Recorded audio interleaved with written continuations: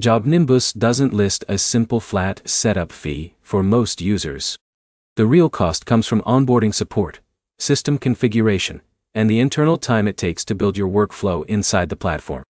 By the end of this, you'll know what JobNimbus setup actually involves, where the real costs come from, and why the total looks different for every contractor. Start with what setup actually means.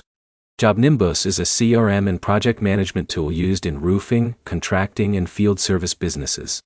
Setup is the process of turning the software into your actual business system. That includes jobs, estimates, scheduling, production tracking, and customer communication. Now look at onboarding. JobNimbus offers onboarding help depending on your plan and how you sign up. That can include account setup, workflow configuration, and importing customer and job data. Even if you don't see a separate setup fee, onboarding support is often bundled into certain plans or handled as a guided implementation service. Next, consider data migration.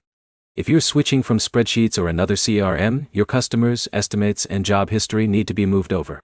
The more organized your data is, the faster onboarding goes. Messy or incomplete data creates extra manual work and slows setup down. Now look at customization. JobNimbus is flexible, so you build your own workflow inside it. You decide how a job moves from lead to estimate to production to completion. More customization means more setup time, even if there's no direct fee attached.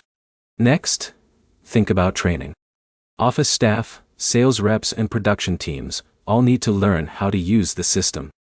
Training is part of setup, because the software only works when the whole team actually uses it consistently. Now, consider internal time costs. Even with onboarding support, your team still spends time building templates, entering data, and testing workflows. That time is a real cost, because it slows down normal operations during rollout. Next, look at integrations. Many contractors connect JobNimbus with estimating tools, accounting software, or communication apps. Each integration adds configuration steps and sometimes troubleshooting during setup.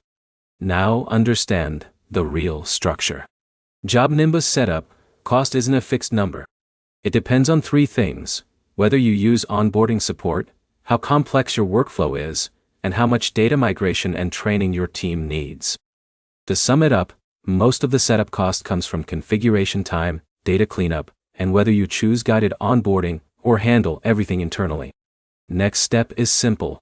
Before you start setup, map your full job process from lead to completion, clean your customer data, and decide if onboarding support will save time, or if your team can manage setup on their own.